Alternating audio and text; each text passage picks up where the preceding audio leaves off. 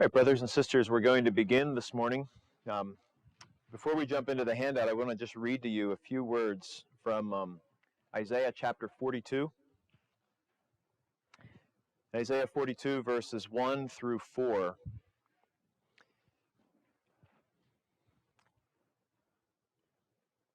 The Lord said through the prophet Isaiah, "Behold my servant, whom I uphold, my chosen, in whom my soul delights.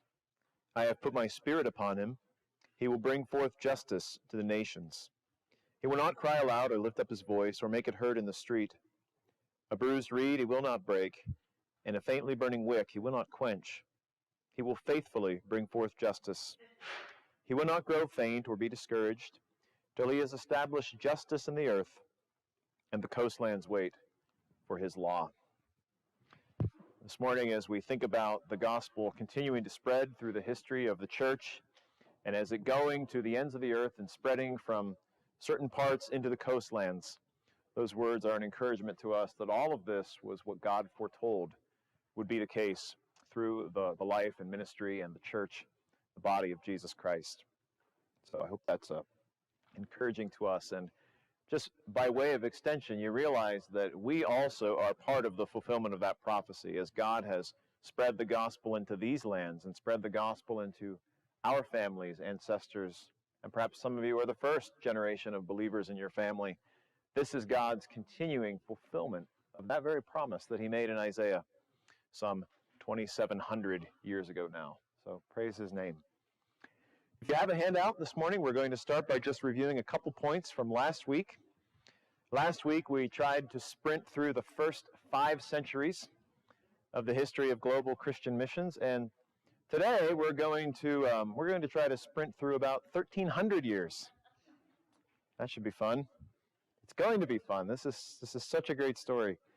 But as we think about last week, one of the things we learned and one of the things I tried to highlight for you was that perhaps the greatest lesson from the first 5 centuries of the history of missions is that the gospel spread not primarily through celebrity pastors or big public events, but really just by ordinary Christians, people like you, people like me, sharing their faith in regular life, going about their work, going about their life, sharing Christ, forming churches. And in fact, maybe you remember that I told you that in the 2nd century of the Christian church, there were sort of 3 famous Christian communities. The 3 most, I don't know the perfect word here, maybe not famous, but most central, most significant Christian communities were centered in 3 cities, Antioch, Rome, and Alexandria. And the cool thing about all 3 of those is all of them were founded by anonymous Christians. Nobody knows who established those churches. What does that tell us? That means it was just regular Christians like you and me, moving there, sharing their faith, forming churches, worshiping God, working for his glory, witnessing to their neighbors. This is a matter of fact. We talked also about how the ancient church spread not just west into the Mediterranean. That's probably the area of Christian expansion with which we're most familiar.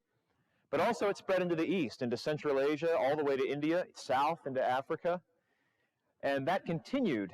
That continues into today's lesson. If you remember, I also told you, just remember this, that all the way in India, there are still to this day Christian communities that would trace their ancestry to the ministry of the Apostle Thomas. Isn't that cool? I think that's really cool. Some other things to remember from last week is that the early Christians really emphasized what some scholars call the Vernacularization Principle. And that's a big fancy phrase that means translating the Bible, translating the gospel, translating Christian literature into the languages of the peoples to whom they come. And I don't know if we talked about this last week, but something that's really interesting there is that when the church did that, the indigenous Christian communities were able to endure a lot of persecution. When they did not do that, or dropped the ball on that, the indigenous Christian communities really struggled. And a great example of that is North Africa, where there was, in the first several centuries of the church, a thriving Christian community in North Africa. And then as we'll see today, one of the things that happens in the Middle Ages is that the armies of Islam come sweeping west. And they just really devastate the church in North Africa, conquering all that territory. And one of the things that scholars point to is the fact that the North African churches They basically kept the Bible in Latin. That was where the Latin Bible really originated, and they were so happy with that, they never translated it into the tribal languages. And so when the Muslim armies come around, throw out the Latin church, guess what? People there don't have the Bible anymore. So this vernacularization principle is very, very important to this day in missions, but throughout history. The last thing we mentioned last week that is important just to carry on is that as the Roman Empire in the West became Christianized in the 4th century with Constantine and his successors, that created some new opportunities. It created some new protections for missionaries working within the empire, even under the sponsorship of the empire. But it wasn't a completely unmixed blessing because it also created some tensions. Remember, I told you that in the Persian Empire to the east, there were Christian communities. And then as the Roman Empire became Christianized, the Persian government, which already was sort of ambivalent toward the Christians, started looking at the Christians and saying, wait, you have the same religion as that enemy state to the west. And it was another way in which the Christians were persecuted because they were associated with the politics of the Western Empire. Now, whether that was a fair association or not, it's not the point. The point is that it happened. And so sort of state sponsorship of the Christian church, which we're going to see a lot more of this week, could bring great opportunities. And you could even argue that the church would not have spread well in the Middle Ages without it. At the same time, it creates complications. So it's just something to be keeping in mind as we go into today. All right.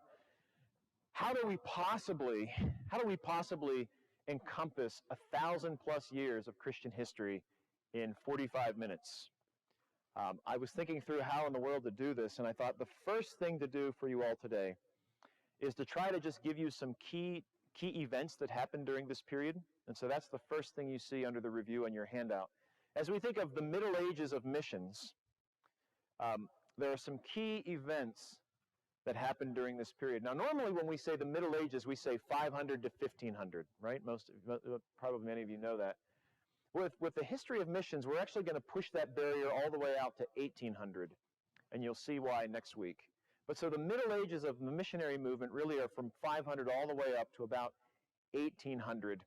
And here are some key events that happen during this time, and you're going to see it's a big history of upheaval. First event there, 622, AD 622, the Islamic prophet Muhammad moves from Mecca to Medina. And in the Islamic calendar, this is sort of year 1. I forget the Arabic word for it, but this is what they mark as sort of the beginning of the great expansion of Islam. Over the next century, so starting really in 622, over the next 100 years, Muslim armies after the death of Muhammad, some fighting during his lifetime, but especially after his death under the caliphs, Muslim armies just swarm all across the Middle East, all the way west, all the way into North Africa. They basically rampage their way west along the northern coast of Africa. And then they go across the Straits of Gibraltar all the way into Spain, conquer pretty much the entirety of Spain, the vast majority of Spain, cross the Pyrenees into France. And they keep going until 732. There is a battle in France. Some of you kids may know that the city. Does anybody know where the battle happened? The battle was at Tours in France. It looks like the word Tours, like tourist, just with an S, Tours. In 732, the Battle of Tours, an army led by a man named Charles Martel, who had a nickname. Does anybody know the nickname of this guy? I think he was called the Hammer. Yeah, Charles Martel. Finally, the Islamic tide that was set to rampage all over Europe is checked. 732 AD. So that's a factor during the Middle Ages, is the expansion of Islam at the point of the sword, okay? Another thing that's happening, so if you think of Islam kind of spreading from the Middle East west and threatening Europe that way, right around this same time, from Scandinavia, my ancestors, some of them, get on their long ships and they start raiding the coasts of northern Europe and just terrorizing the coastal peoples of Europe. And these were the Vikings of Scandinavia, right? They're not just like animated movie characters that some of you may have seen as kids. These were scary people. You know, they would show up, their ships would just appear, they would pillage, they would destroy, they would loot, and worse. So that's also happening during this period. From about 700 to 800, that's when the Vikings start showing up. And it becomes a very precarious thing to live anywhere near the coast during that time. In the year 1054 AD is what occurred an event which is now known as the Great Schism.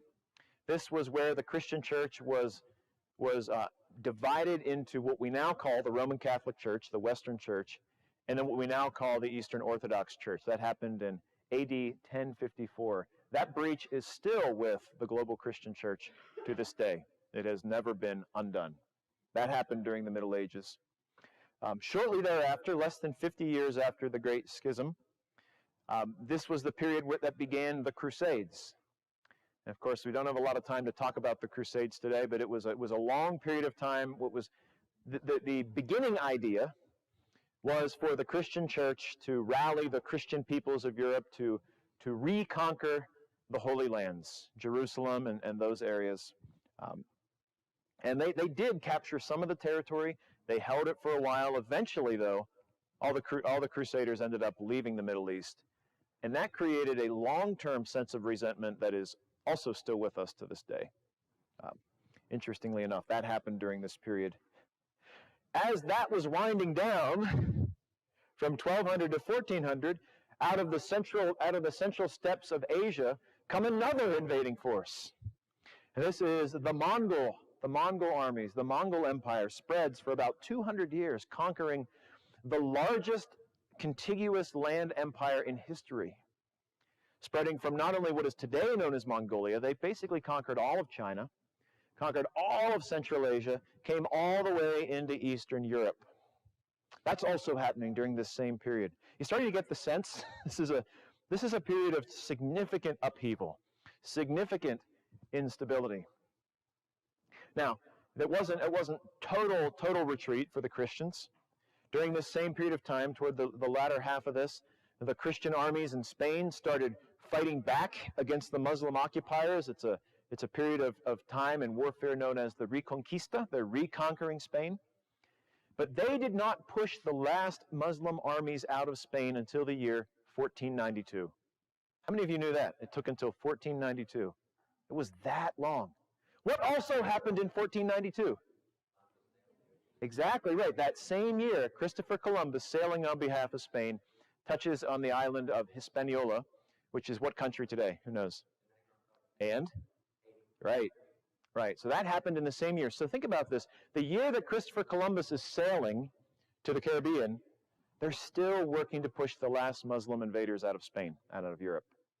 This is what this period of time was like. It was crazy, the amount of upheaval that was happening during this time. By the way, the day that Christopher Columbus landed on Hispaniola, this is not on your handout, I just looked this up this morning, it was about 1 month before Martin Luther's 9th birthday. So he is now alive, although he's not yet ministering, right? But this is how all these periods overlap. So you have all this period of upheaval with armies coming into Europe, attacking Europe, which is at this point the Christian center of civilization, the center of Christian civilization in the world. You have Europe starting to wake up to the wider world. In fact, the next event is really Spain and Portugal launching on this, what we sometimes call the age of discovery, right? They're discovering these new worlds, these new continents. That's significant. And with them, of course, they're taking Roman Catholic missionaries. But at that same time, not long after, in fact, during that century of Spain and Portugal's expansion, Martin Luther posts the 95 Theses to the castle church door in Wittenberg and launches the Protestant Reformation. All of this is happening during this single millennium of time. And the last thing on your timeline, which is important, is in 1540, so a little bit after the beginning of the Reformation, is the establishment of the Jesuit order, the Society of Jesus, Roman Catholic monastic order, they become a major vehicle for Roman Catholic missions to the world. All of this is what we're talking about when we talk about the Middle Ages of missions. Go ahead. I just want to point out, these are not religious wars, these are ethnic wars. The division of the nations for battle separated. Even in America at that time, these tribes of Indians would battle and kill each other Mm-hmm. These were not religious wars of conquering. Much was Mm-hmm. just ethnic wars. Yeah, I would say, and like especially with the Mongolians, we don't have time to go into it today. The Mongol Empire was relatively benign toward various religious groups within its empire, as long as they all bowed to the Khans. The Islamic armies, it's a little more religiously tinged, but you're right, it wasn't all religiously motivated. It's just, in the Vikings, they were just out for gold, you know, it's just like, yeah, my ancestors, yes, they were superficial like that, you know, give us gold, give us land. Yeah, this was the world in which they were living. Yeah, what's yours is mine, and what's mine is mine. Yeah, sounds great. Okay, let's talk about now how the church expanded. And we're going to start, as we did before, we're going to try to look at the different directions on the compass. How did, during this period of the Middle Ages, how did the church expand into Europe? You might think, well, wasn't Europe already completely Christianized? And the answer was, not completely. All right, at the end of the ancient period, a significant portion of Europe had embraced the gospel. So, you know, think of Italy, where the Roman Catholic Church was based. I think of France, of course, Spain, yes. But most of Northern Europe, Germany and East, which is now Poland and some of the, like Latvia, those countries, they were not Christianized yet. Great Britain itself had a Christian community until the fall of Rome. But after the fall of Rome, of course, some of these Vikings and some of these ship-based peoples are conquering Britain, of course, as well.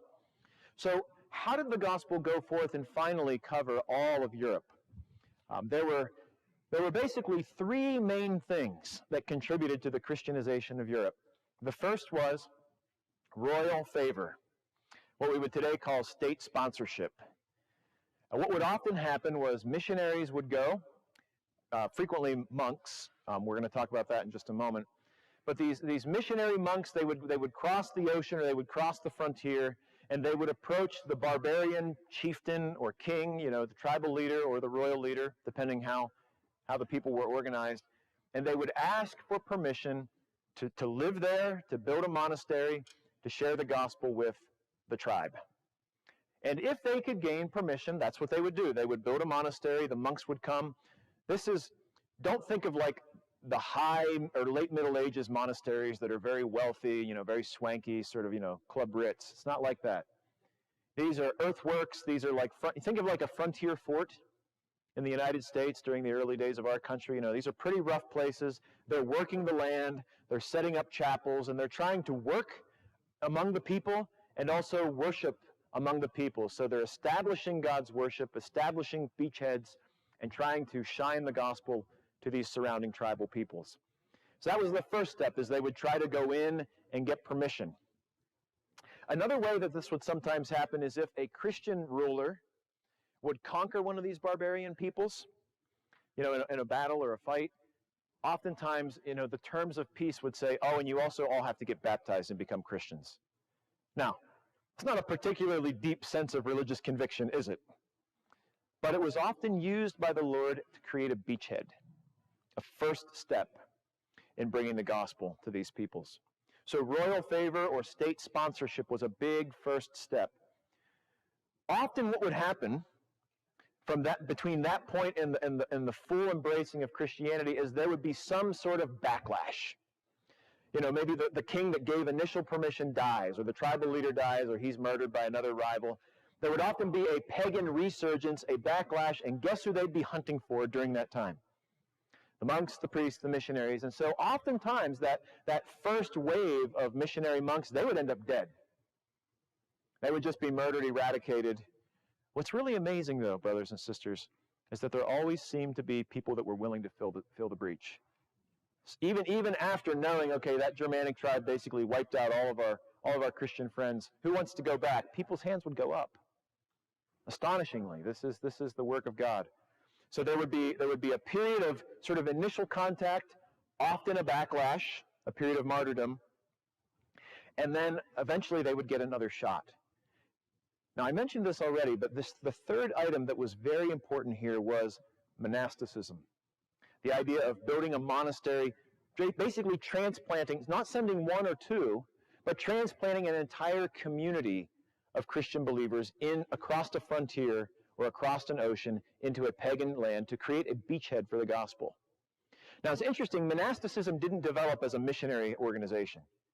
The first monks, as far as we know in terms of Christian history, the first monks were what we call the Desert Fathers, going all the way back to the ancient church. These were people who went into the desert, and it was sort of to live in spiritual retreat from the world. And I'm not saying we think that's a great idea. I'm just saying that's what they did. They withdrew from society into the desert, and they formed little communities where they worked the land and they focused on prayer and worship. That's how monasteries really began. But in this period, and even toward the end of the ancient church, but especially in the Middle Ages, monasticism went from being a retreat from the world to being a missionary vehicle to reach the world. And so what they would do is they would go in and they would build these monastic communities. The monastic communities would have chapels.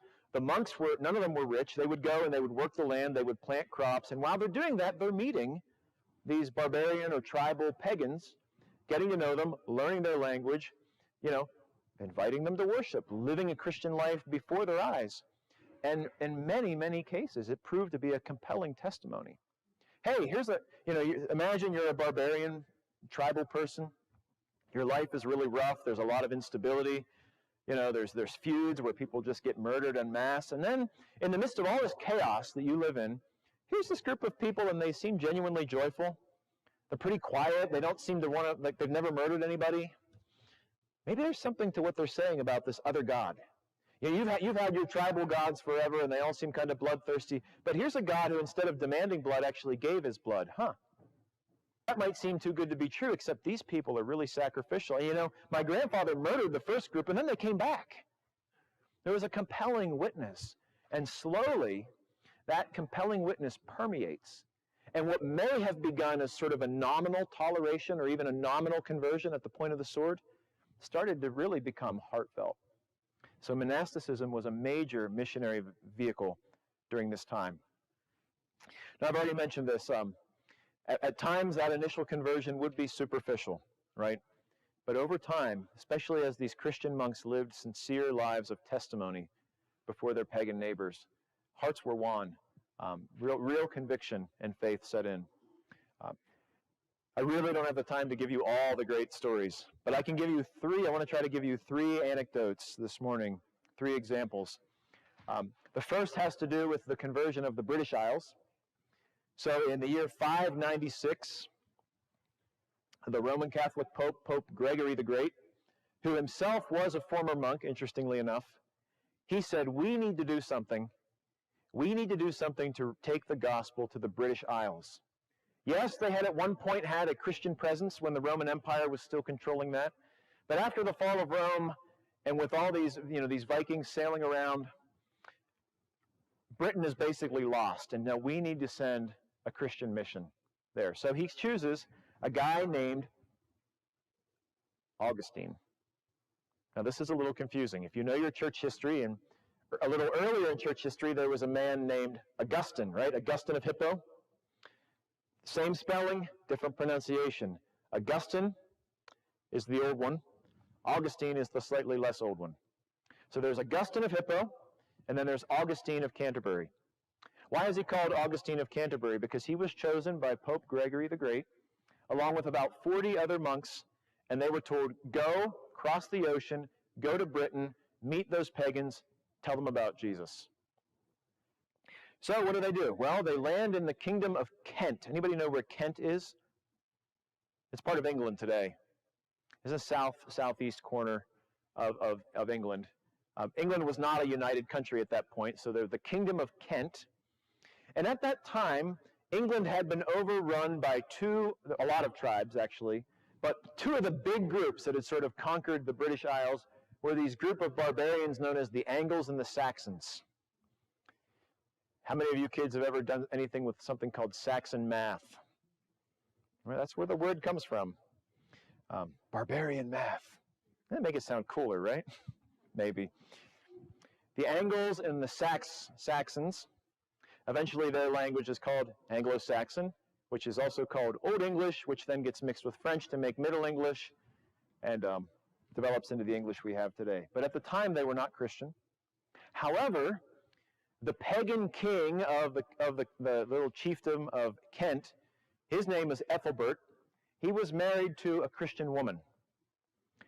And so probably with some of her help, the monks that landed, Augustine and his band of monks, were given permission to build a monastery and build a church and settle in the capital city of Kent, which is still with us today, Canterbury. Now, what do you know about Canterbury? Canterbury Tales, right? In terms of Christianity and in Christian denominations, what's significant about the city of Canterbury? Go ahead, Danielle. That's right. So to this day, the Archbishop of Canterbury is recognized by the global Anglican Communion as sort of the figurehead of that entire global movement. So this is where it started. Started with a pagan king, and he wasn't super excited about having these monks come. He gave them permission, but you see in your outline, initially he wouldn't meet with them inside of any building. He was worried that they might have magical powers and they might, cast sorcery on him. So he said, yeah, okay, you guys can build a church, but I'll meet you on the yard. But, as you see there, the quote, their virtuous life and their preaching made such a deep impression that the king was before long converted, and by the end of the year, Augustine was able to baptize 10,000 Saxons. So, again, was that initial wave of conversion completely heartfelt in every one of those 10,000 people? Perhaps not. But it was a beachhead. As the king was converted, his subjects wanted to follow his example. This was the beginning of what is today the Anglican Communion. It's extraordinary. Another example, Boniface of Germany. This man, he's today called Saint Boniface in certain communions. How many Christians are regarded as saints according to the Bible? All of you, right? All of you. But Saint Boniface, he was sent to the Germanic tribes, which at that time were still very pagan. And so what does he do? He goes into the Germanic tribes and he's trying to share the gospel, but many of them are still worshiping the old pagan gods. So he gets this idea that he is going to cut down the sacred oak tree of Thor. And the pagan people said, you can't do that. Yeah, I can. I'll take an axe, I'll cut it down. He said, no, you don't understand. This is the sacred tree of Thor. Haven't you seen Marvel movies? Joking. But what they did say was that our gods will not allow you to cut down the sacred tree. Thor is so powerful and so strong, there is no way he will let you cut down the sacred tree of Thor. So Boniface goes in, the tree comes down, and they were deeply, deeply impressed because in their mind, this was a trial of strength. Which God is stronger? Can you think of an example in the Bible where something like this happened? Right? Elijah and the prophets of Baal, right? Remember the two altars? Like, whichever God answers by fire, he is God, right? So the Germanic tribe said, Thor won't let you cut down the tree. He said, Thor can't touch me. My God is stronger.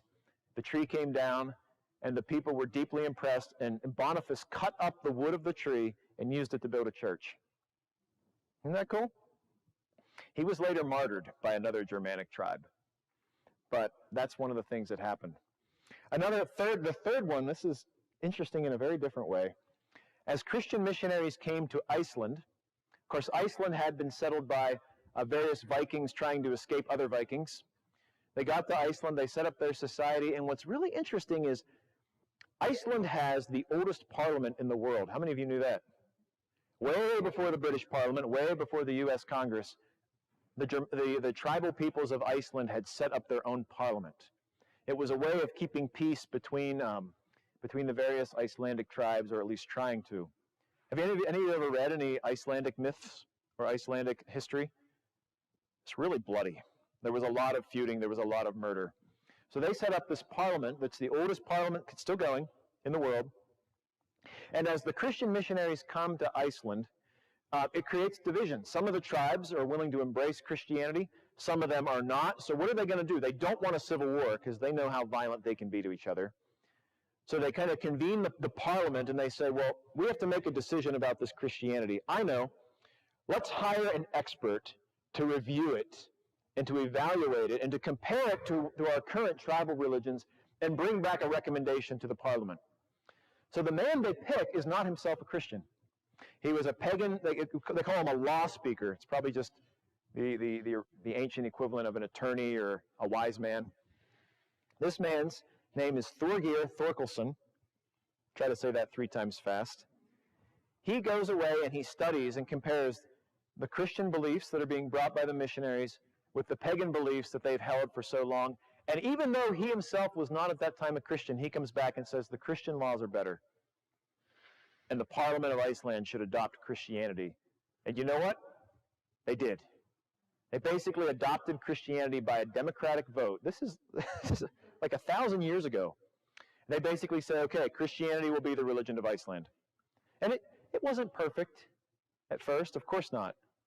And even when they adopted it initially, they had some kind of carve-outs, like, well, here's a couple pagan practices people can still do. And if you still practice paganism, well, the fines are going to be really low. But it was a beginning. And the Lord used this to establish Christianity in Iceland. And that guy, the law speaker, Thorgeir Thorkelson, he himself was eventually converted and baptized. Isn't that cool? All right, let's flip to the back. We might actually make it through and have time for discussion. We'll see. That's what's happening in Christianity to the west. What about to the east? Somebody asked me last week, well, did Christianity ever reach China during the ancient period? And the answer is yes. During the 7th and 8th centuries, so about 600 to 800, Christian merchants, Christian missionaries are moving east through Central Asia to the point where so many Christians were going and traveling as merchants that the Syriac word, remember Syriac is one of those weird old languages, the Syriac word for merchant became synonymous with missionary. It's a very interesting, well, I could tell you some stories about how certain trades become associated with missions, but not while we're being live streamed. Ask me some other time. Anyway, in the year 635, missionaries from the Church of the East, we talked about them last week, missionaries from the Church of the East finally come along the Silk Road to the imperial capital of China, the city which is today called Xi'an. Have any of you ever heard of Xi'an, China? Well, yeah, you have, of course. It's very famous as the resting place of the Terracotta Army. How many of you have heard of the Terracotta Army? That's in Xi'an. It was at that time the capital of the Tang Dynasty of China. And here's what happened. I give you the quote there. It's just so amazing. These missionaries were, quote, well received by the emperor, who himself studied the religion, approved it, and gave orders for its dissemination. That doesn't mean the man became a Christian. That doesn't necessarily mean that. But it does mean basically it received some patronage. Again, royal favor, permission to build and spread. About 150 years later, in 781, a tall stone slab, these like big, flat, tall stones, they called them steles. A stele was carved recording this century and a half of Christian missionary activity in China during that period. And it describes the arrival, the teaching of these missionaries. And right there, the one picture, on your handout today, is the headstone, or the very cap of that stone. And if you look, it's faint, but if you look at the very top of that image above the Chinese characters, what do you see there? That's a Christian cross, right? And so we literally have hard evidence that Christian missionaries reached China in the 600s to 700s AD. And if you're wondering what that says, I give you the caption underneath. Stele of the propagation in China of the luminous religion of Daqin. Daqin, what does Daqin mean? It could mean the Roman Empire, or it could mean Syria. But the bottom line is it was saying missionaries came from the West, and this is a record of what they did and what they said. That church that was planted by those early missionaries survived not long, until about the mid-800s, when a new emperor came who was a Taoist, and he dissolved all the monasteries. He kicked out the Buddhists and kicked out the Christians. The Christians had built monasteries like they've been doing everywhere else. And so, a century and a half later, 987, some Christians come from the West to try to find the ones they sent, and there's no record. And that stone, what's today called the Nestorian Stone, that stone was buried and basically disappeared from history for about 800 years. It was rediscovered, it was unearthed again in the early 1600s. And by that time, of course, a lot of people, they dug it up and they're like, what is this? We don't know anything about this. But by that time, there were some Jesuit missionaries living in the capital in Beijing. And so they kind of sent to them and said, is this you guys? They're like, yeah, that was us 800 years ago. And when we lived overseas, we've actually been to Xi'an, and we've actually touched the Nestorian stone. It's still there. It still looks like this. Go ahead.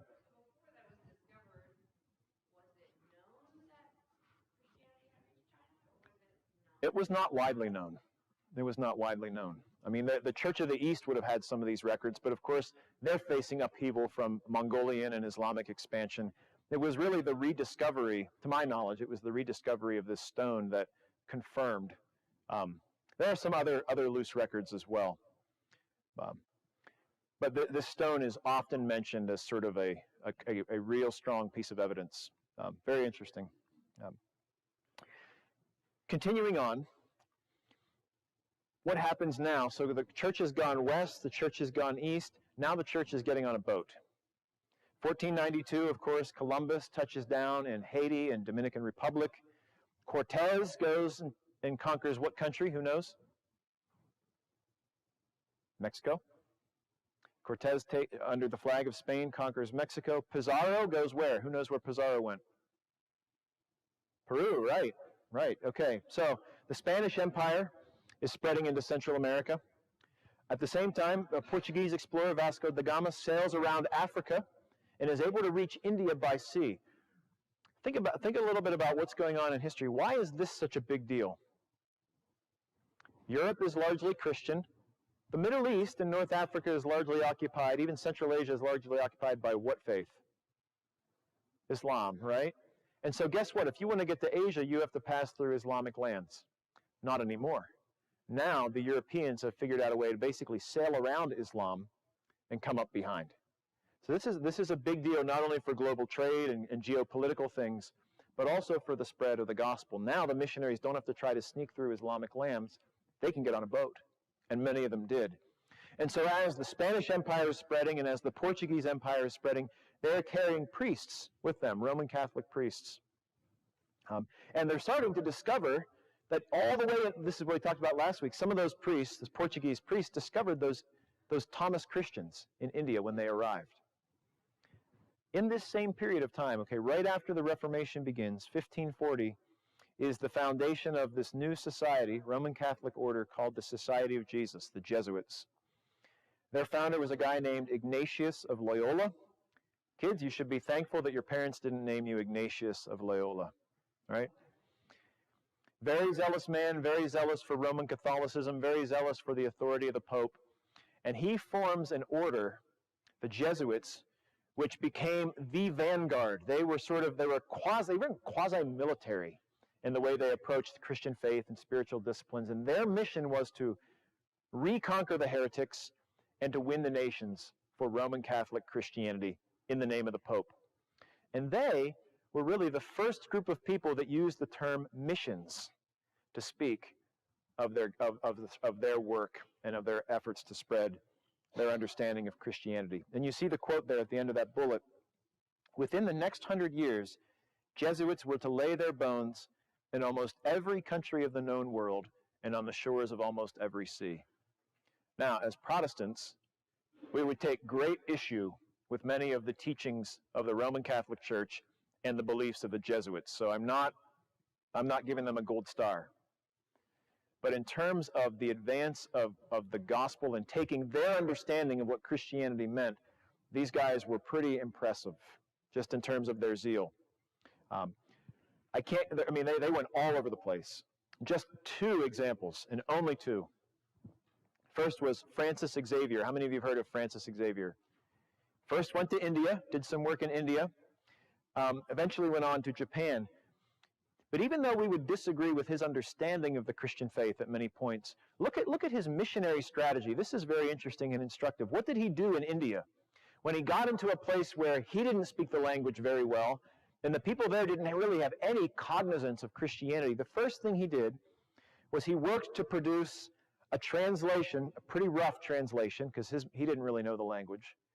He tried to produce a translation of the liturgy, so an order of worship, kind of like our bulletin. Translate the liturgy, translates the Lord's Prayer, translates the Creed, the Apostles' Creed or the Nicene Creed, and translates the Ten Commandments. That was the first thing he wanted to get translated. Not the whole Bible, but the liturgy, so worship could be established, the Creed, so that they'd have a summary of the gospel, the Lord's Prayer, so that people could be taught to pray, and the Ten Commandments. Now, again, we disagree with these guys on a lot of points, but is that a terrible idea? Is that a terrible strategy? Doesn't seem like it to me. It seems like that's kind of the core. You'd need to be able to teach the gospel. You'd want to teach prayer. You'd want to get them worshiping. And you'd want to talk about Christian ethics, right? That's what they did. So he got this sort of core translated in really rough native language. And then what he did is he didn't try to go around himself. What he did is he gathered around him a group of native people, mostly young men, taught them all these words by heart. So they basically memorized these things. And they said, okay, now go back to your villages and tell them everything I've taught you. And so even though we would disagree with many of the doctrines as a missiological strategy, this is actually pretty brilliant. Let me translate the core things that we're going to need to establish Christian communities. And let's not try to be doing all this ourselves. Let's employ native speakers. And so that's what they did, and that's how he worked in India. While he's in India, he starts hearing about things going on in Japan and the possibility of going to Japan. And so he then moves on in 1549 and does some pioneering work in Japan. Any of you know anything about the history of Christianity in Japan? There's a movie, I'm not necessarily recommending it. There's a movie called Silence. Have any of you ever heard of that movie? It's hard to watch. It's hard to watch. It's a very interesting depiction, not of this initial period, but of things a little later. Initially, Francis Xavier and people that followed him were able to go into Japan, were able to meet some of the authority figures following the same strategy, right? Seeking patronage, seeking permission. And there was actually some early fruit, some early Roman Catholic communities founded in Japan. At that point, Japan was divided into a bunch of little chiefdoms, warlords. Eventually, things change in Japan. Japan is reunited, and Christians are brutally persecuted. If you've ever seen the movie Silence, it's about that period. But there was a period of some initial fruitfulness. And this is important in the history of missions, primarily for how it changed the opinion of Western missionaries about how to deal with indigenous cultures. Some early missions were going to these very barbarian cultures, right, where there's almost no civilization.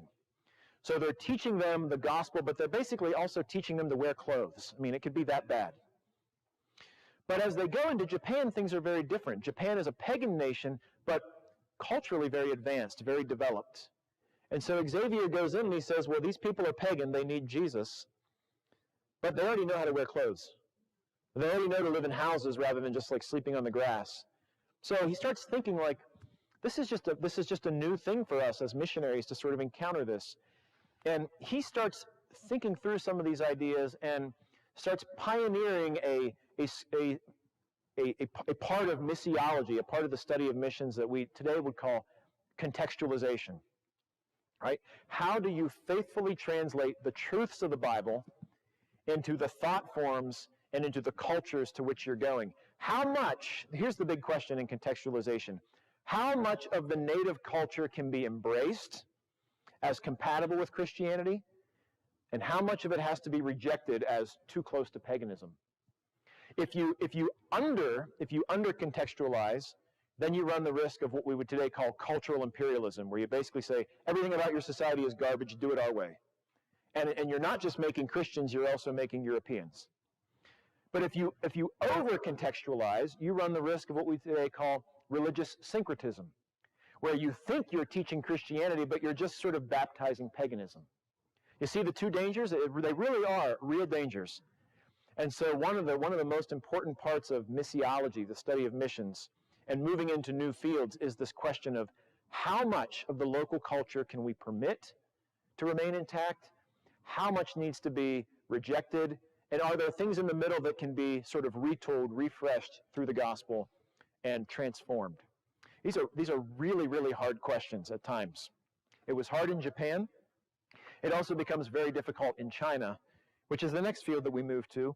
Jesuit missionary going into China, one of the foundational leaders of the Jesuit mission to China, one of the first missionaries in China from the West for a long time, was a man named Matteo Ricci. Matteo Ricci went into China at a time when foreigners were not allowed to live on the mainland.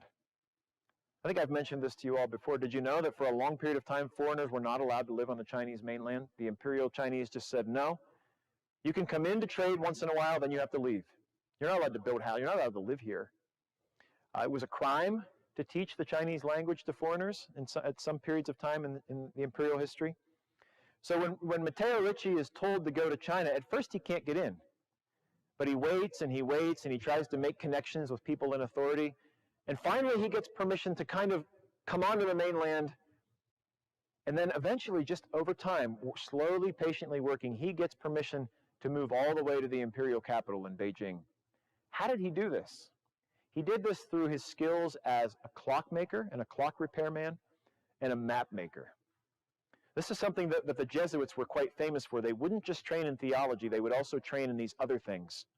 And so when they would go into these foreign places, they had an expertise that would often attract people to them and help them make connections. It's not unlike in the modern missionary times, which we'll talk more about next week. It's not unlike what a lot of missionaries do in all sorts of places of the world. They go in as what?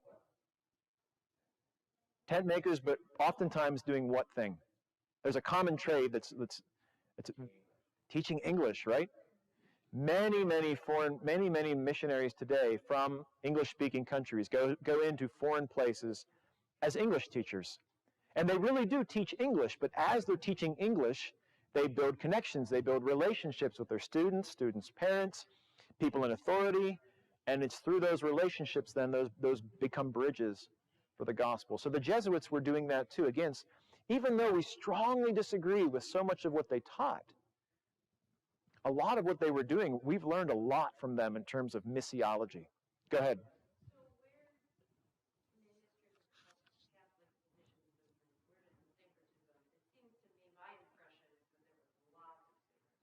With the Jesuits. Yeah. So it's not on the handout, and we are running out of time, but the syncretism really went, many would argue, even the Roman Catholic authorities argued, the syncretism really went over the cliff in China. With Matteo Ricci and the other Jesuits that came, one of the questions that they encountered in China was, what about the Chinese practice of ancestor veneration? Is that idolatry that needs to be rejected and just cold turkey? Or is it simply a cultural way of saying, hey, we really respect our forebears, we really respect what they've done for us? So you can think of it like this. Is it idolatry, or is it the equivalent of Memorial Day or Veterans Day? And Matteo Ricci and some of the Jesuits that followed him in that initial period said it's much more like Memorial Day. Even though they're burning incense, they're really just burning it to the memory of their ancestors.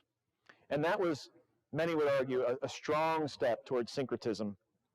Eventually, even the Roman Catholic authorities condemned it. And of course, the Chinese emperor, who had gotten used to that being okay, was very angry, and that created a backlash. But so it really was the Jesuits, as they were the pioneers in contextualization, and they also pushed things well past the point of syncretism in many cases. But by the time Matteo Ricci dies, the church that he had founded had about 2,000 members there in China, centered in Beijing. So now we still have just a couple minutes, and I want to end by asking, well, what about the Protestants? Because the Protestant Reformation had started by this point. But you haven't heard a lot about Protestants today. Why not? Well, the early Protestants did make some cross-cultural efforts.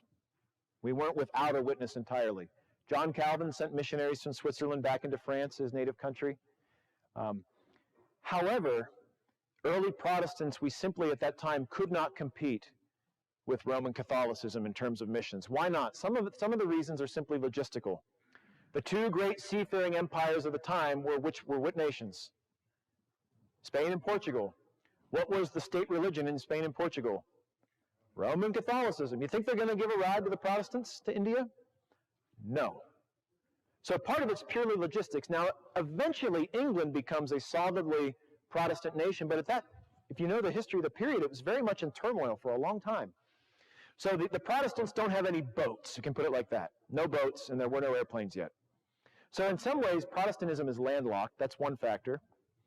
Another factor is that as Protestantism took hold, one of their targets as Protestants was dissolving the monasteries, dissolving the monastic orders on doctrinal reasons.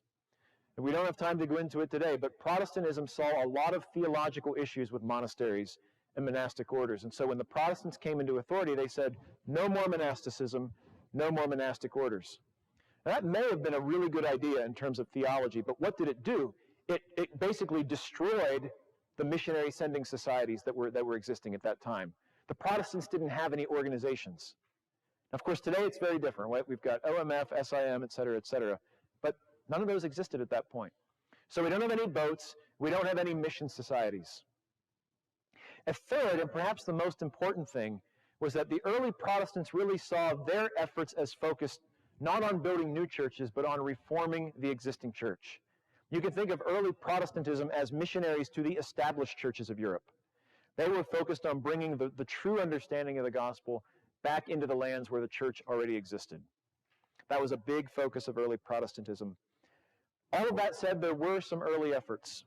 As European colonists go to North America, they start reaching out to the indigenous Native Americans. Very famous man, David Brainerd, didn't live long, but is famous for seeking to reach Native American Indians with the gospel. Also in Europe, a group of people now known as the Moravians. How many of you have heard of the Moravians?